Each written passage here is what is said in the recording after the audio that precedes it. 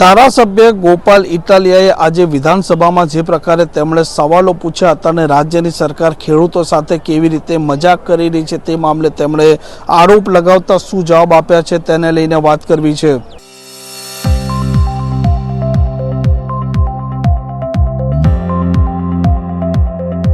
નમસ્કાર, આપ જોઈ રહ્યા છો હોટલાઇન ન્યૂઝ અને હું છું આપની સાથે તોફિક ગાંચી। વિધાનસભા સત્રના 11મા દિવસે ધારાસભ્ય ગોપાલ ઇટાલિયાએ જે પ્રકારે સવાલો ઉપસ્થિત કર્યા છે, તેમણે ગૃહમાં જે પ્રકારના પ્રશ્નો પૂછ્યા હતા અને તેમને મંત્રી દ્વારા કેવી રીતે જવાબ મળ્યા છે તે મામલે તેમણે ભાજપ પર અનેક પ્રકારના કટાક્ષ કર્યા છે અને આ મામલે તેમણે પ્રતિક્રિયા પણ આપી છે।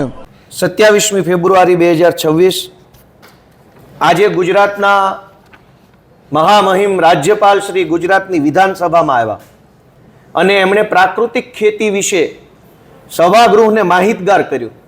મને વ્યક્તિગત રીતે એમની વાત બહુ ગમી, ખૂબ સારી વાત હતી, વ્યાજબી વાત હતી, વાસ્તવિક વાત હતી, સમય પ્રમાણે જરૂરી વાત હતી અને ખૂબ એની અંદર નોલેજ હતું પ્રાકૃતિક ખેતીને લગતું।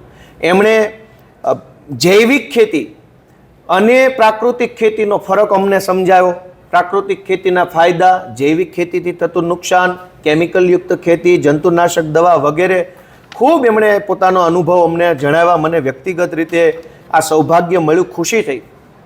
હવે રાજ્યપાલ શ્રી ખેડૂતો માટે આટલું બધું વિચારે છે, પણ રાજ્યની સરકાર ભગવાન ભરોસે છે। ખેડૂતો માટે અહીંયા સેમિનાર થયો, આટલું મોટું સભાગૃહ શણગાર્યું। આજે જ મારો પ્રશ્ન હતો, અહીંયા જ્યાંથી હું બોલું છું અહીંથી 3 ડગલા દૂર રાજ્યની વિવિધ કૃષિ યુનિવર્સિટીઓએ સ્ટોલ લગાવ્યા છે। જુનાગઢ કૃષિ યુનિવર્સિટી, આણંદ કૃષિ યુનિવર્સિટી, કામધેનુ, પછી દાંતીવાડા યુનિવર્સિટી, બધાના સ્ટોલ અહીંયા 10 ડગલે લાગેલા છે। મારો આજે જ એવો પ્રશ્ન હતો કે જુનાગઢ કૃષિ યુનિવર્સિટી અને આણંદ કૃષિ યુનિવર્સિટી દ્વારા એના જે વૈજ્ઞાનિકો છે એ વૈજ્ઞાનિકો 12 માસ સંશોધન કર્યા જ કરે। તો એ વૈજ્ઞાનિકોએ રાજ્ય સરકારને કેટલા સૂચન ભલામણો રજૂ કર્યા છેલ્લા 2 વર્ષમાં? તો સરકારે મને જવાબ આપ્યો કે આણંદ કૃષિ યુનિવર્સિટી દ્વારા 73 ભલામણો સરકારને કરી અને જુનાગઢ કૃષિ યુનિવર્સિટી દ્વારા 71 ભલામણો સરકારને કરવામાં આવી વૈજ્ઞાનિકો દ્વારા। હવે આણંદ અને જુનાગઢ કૃષિ યુનિવર્સિટીની મળી અને 150 જેટલી અંદાજિત ભલામણ, સૂચન, સજેશન વૈજ્ઞાનિકો દ્વારા સરકારને આપ્યું। તો મેં પૂછ્યું કે આ કૃષિ યુનિવર્સિટીના વૈજ્ઞાનિકો તમને ભલામણ કરે છે, સૂચન આપે છે, માર્ગદર્શન આપે છે કે શાકભાજીમાં, બાગાયતમાં, જીરાયતમાં, અનાજમાં, પાકમાં, ફળમાં શું પ્રકારનું કરવું જોઈએ, એ સજેશન તમે લાગુ કર્યું? તો સરકારે મને ગોળ કડવી જલેબી જેવો જવાબ આપ્યો।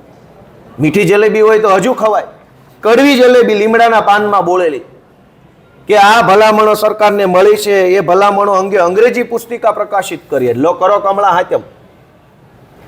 કૃષિ યુનિવર્સિટીના વૈજ્ઞાનિકોએ ભલામણ સરકારને કરી, સરકારે એની અંગ્રેજીમાં ચોપડી બહાર પાડી। હવે કોના બાપા જે ખેડૂત છે એ અંગ્રેજીમાં ભણેલા, કઈ નિહાળમાં અંગ્રેજી ભણાવે છે? રાજ્યમાં ક્યાં વળી સરકારે ઇંગ્લિશ મીડિયમની સરકારી શાળાઓ ખોલીને ખેડૂતોને MBA કરાવી નાખ્યું છે? જે ખેતી કરે છે એ અંગ્રેજી નથી વાંચી શકતા।